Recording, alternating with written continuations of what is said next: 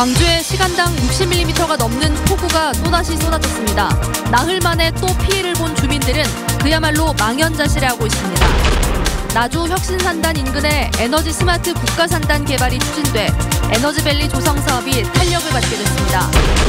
문재인 정부 100대 국정과제 사업인 도시재생 6.1 공모에 광주시가 신청한 5개 사업이 선정됐습니다. 전남 국제 수묵 비엔날레가 61일간의 대장정에 들어갔습니다. 수묵을 통한 예향의 부활과 국내 화단의 활성화가 기대됩니다.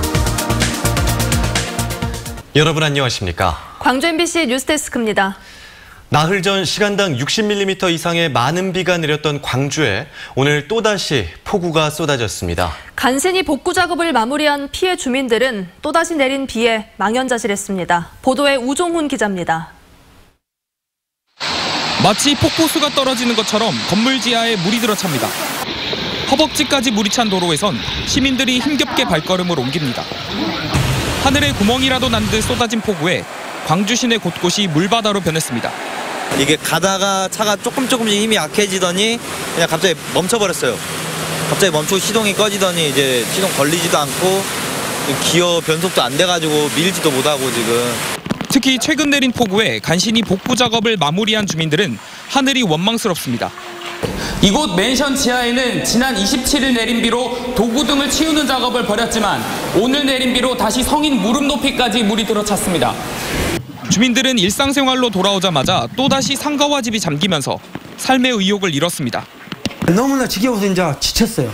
이 앞에 4일 동안 해가지고 말려놨는데 또 오늘 또 해보니까 또 오늘 저기 또 비가 더 많이 온다 하니 우리는 어떻게 해야 할까? 오늘 잠을 못 자고 있어요. 광주 조선대에는 오전 10시쯤 시간당 61.2mm의 폭우가 쏟아졌고 서구 풍암동에도 비슷한 시각 시간당 53mm의 장대비가 내렸습니다. 순식간에 내린 비로 도로 40여 곳이 물에 잠겼고 주택과 상가 등 모두 80여 건의 침수 피해가 발생했습니다. 여기가 무서워요. 여기 꼭 바다 같은 그런 느낌이 있어가지고 굉장히 좀 무섭습니다. 한반도를 오르내리며 기습적으로 쏟아지는 기록적인 폭우. 나흘 만에 물바다로 변한 거리는 주민들을 또 한 번 망연자실하게 하고 있습니다. MBC 뉴스 우종훈입니다. 빛가람 에너지밸리 조성 사업이 배후 산업단지가 확대되면서 탄력을 받게 됐습니다. 나주 혁신산단 바로 옆에 정부가 에너지 스마트 국가 산업단지를 개발하는 사업을 추진하기로 했습니다. 이계상 기자가 전해드립니다. 빛가람 에너지밸리 배후 산단인 나주 혁신산업단지에 에너지 기업들이 줄지어 들어서 있습니다. 혁신산단 바로 옆에 드넓게 펼쳐진 들판 172만 제곱미터 52만 평 부지가 국가산업단지 후보지로 선정됐습니다. 국토교통부는 현장 실사와 전문가 평가 등을 거쳐서 이 일대에 에너지 스마트 국가산단을 조성하기로 했습니다. KDI의 예비타당성 조사와 환경영향평가 등의 절차를 진행한 뒤 큰 문제가 없을 경우 국가산단 개발 사업이 본격화될 예정입니다. 사업 시행자가 이제 보상을 하고 이제 부지 조성 공사를 하고 거기서 이제 부지 면적에 따라 또 2, 3년 또 소요되면 기업 입주는 앞으로 한 최소한 5년 이상은 소요된다고 보셔야 됩니다. 에너지 스마트 산단 조성 사업이 정부의 최종 승인을 얻기 위해서는 혁신산단의 성공이 뒷받침돼야 합니다. 지방산단인 나주 혁신산단의 분양이 빠른 시일 내에 마무리돼야 바로 옆에 계획된 국가산단의 필요성도 그만큼 부각될 수 있기 때문입니다. 혁신산단 분양률이 70% 가까이 된 가운데 국가산단 조성 계획이 발표되면서 에너지 기업 유치는 탄력을 받게 됐습니다. 대기업들이라든가 이렇게 연극기업들이 또 선도기업들이 앞다퉈 오리라고 저희는 기대하고 있습니다. 나주 혁신산단과 에너지 스마트 국가산단이 함께 개발될 경우 에너지밸리 기업을 유치하는 또 하나의 중심축이 될 것으로 전망됩니다. MBC 뉴스 이계상입니다. 최근 신재생 에너지 발전소가 우후죽순 생겨나면서 발전소를 둘러싼 논란도 곳곳에서 불거지고 있습니다.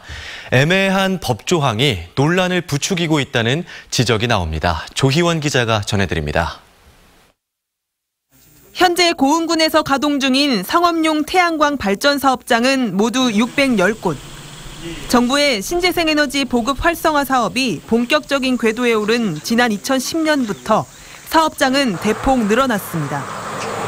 지난달 말 기준으로 발전 사업을 하겠다며 군에 허가 신청을 해놓은 사업장만 2,800여 곳에 이릅니다. 이에 따라 지역에서는 난개발 논란이 끊이지 않고 있습니다. 주민 의견이나 환경 훼손을 고려하지 않고 발전소가 우후죽순 들어서고 있다는 겁니다. 허술한 법조항이 논란을 부추기고 있다는 지적도 나옵니다. 실제로 관련 법을 보면 사업장을 설치하기 전에 주민들의 동의를 받아야 한다는 조항이 없습니다. 이에 따라 업자들이 무작정 사업에 돌입한 뒤 주민들의 반발이 거세지면 그제야 공사를 중단하는 사례가 속출하고 있습니다. 허가는 받아놨는데 설치는 지금 안 하고 있습니다. 허가는 2015년부터 2016년 사이에 나간 겁니다. 공사 착공은 지금 주민 반대로 인해서 지금 안 되고 있는 걸로 그렇게 판단이 되고 있습니다. 문제가 반복되자 고흥군은 지난해 관련 조례에 발전시설 사업을 시행하기 전에 주민설명회를 개최하도록 군수가 업체에 권고할 수 있다는 조항을 신설했지만 말 그대로 권고에 그치고 있습니다. 이런 가운데 정부는 최근 내년도 신재생에너지 지원 사업 예산을 대폭 늘리겠다고 발표했습니다. 풍부한 일조량과 저렴한 땅값 등의 조건을 갖춰 이미 전국 태양광 발전 사업장의 절반가량이 위치한 호남 지역에는 앞으로 더 많은 사업장이 들어설 전망입니다. 지역 주민과의 마찰 역시 점점 커질 수밖에 없는 상황이라 일방적인 정책이 되지 않도록 깊은 고민이 필요해 보입니다. MBC 뉴스 조유원입니다.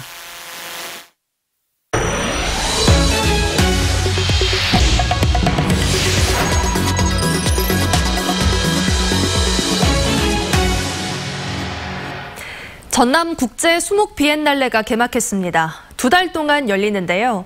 수목을 통해 국내 화단에 생기를 불어넣고 남도 문화예술의 가치를 느낄 수 있는 기회를 제공할 것으로 기대됩니다. 보도에 박영훈 기자입니다. 남도 항구의 어시장이 이국 화가의 손을 거쳐 화폭 속에 진열됐습니다. 새우와 조기, 홍어까지 눈을 사로잡은 모든 것이 수묵과 붓을 통해 되살아났습니다. Making my work differently, and it was a much lighter, much simpler way of making, and I really enjoyed the process and making new work with it. 15개국 271명의 작가들이 20개 세계를 만들었습니다.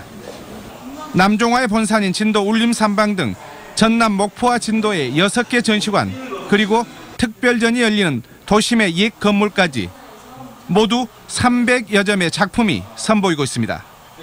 시도하고 뭐 다시 해보고 그런 시도를 하는데도 비교적 깊이 있게 작품을 첫 개막 축포를 쏘아 올린 이번 비엔날레는 수묵을 통해 침체된 국내 화단과 남도 문화예술의 활기를 불어넣을 것으로 기대되고 있습니다. 20개 축제를 열어주셨잖아요. 그래서 우리의 멋진 작가들이 세계로 나갈 수 있는 그런 발판이 되지 않을까라는 생각이 들고요. 10월 말까지 2달 동안 계속되는 전남국제 수묵 비엔날레는 남도의 가을을 수묵의 색채와 목향으로 물들일 것으로 보입니다. MBC 뉴스 박영훈입니다. 문재인 정부 100대 국정과제 사업인 도시재생 뉴딜 공모에 광주시가 신청한 5개 사업이 선정됐습니다. 광주시에 따르면 해당 사업은 광주역 일원의 창의 문화산업 스타트업밸리 조성 사업, 동구의 문화가 빛이 되는 동명마을 바꾸기 등으로 5개 사업에 모두 국비 700억 원이 지원됩니다. 특히 광주역 일원의 뉴딜 사업의 경우 내년부터 오는 2024년까지 국비 250억 원이 투입돼 광주역 주변을 창의 문화산업 경제 거점으로 조성합니다. 광주시의회가 임시회 본회의를 열고 예결위가 제출한 2018년 1회 추경안을 의결했습니다. 이에 따라 시의회 예결위에서 논란이 됐던 현대차 법인 설립 용역비 7억 원과 도시철도 2호선 공론화 예산 3억 8천만 원이 광주시 원안대로 통과됐습니다. 교육 예산의 경우 교육 여건 개선 시설비 등 모두 1,544억 원이 제출된 가운데 일부만 삭감된 채 본회의에서 통과됐습니다. 국가교육회의가 지역 발전을 위한 대학의 과제라는 주제로 호남 지역 경청회를 열었습니다. 국가교육회의는 오늘 오후 전남대에서 균형 발전을 위한 고등교육의 역할에 대해 발제하는 등 지역 분권화 시대에 지역과 대학이 상생할 수 있는 방안을 모색했습니다. 5차례에 걸쳐 지역 순회로 열리는 이번 경청회는 3번째로 호남권에서 진행됐고 현장에서 청취한 의견은 고등교육 비전 및 중장기 교육 개혁 방안의 기초자료로 활용됩니다. 오늘 오전 10시쯤 영광군 백수읍의 한 농수로에서 84살 김모 할머니가 물에 빠져 숨져 있는 것을 주민이 발견해 신고했습니다. 경찰은 사고 현장에 미끄러진 흔적 등이 있는 것으로 미뤄 거동이 불편한 김 할머니가 빗길에 미끄러지면서 농수로로 추락한 것으로 보고 정확한 경위를 조사 중입니다.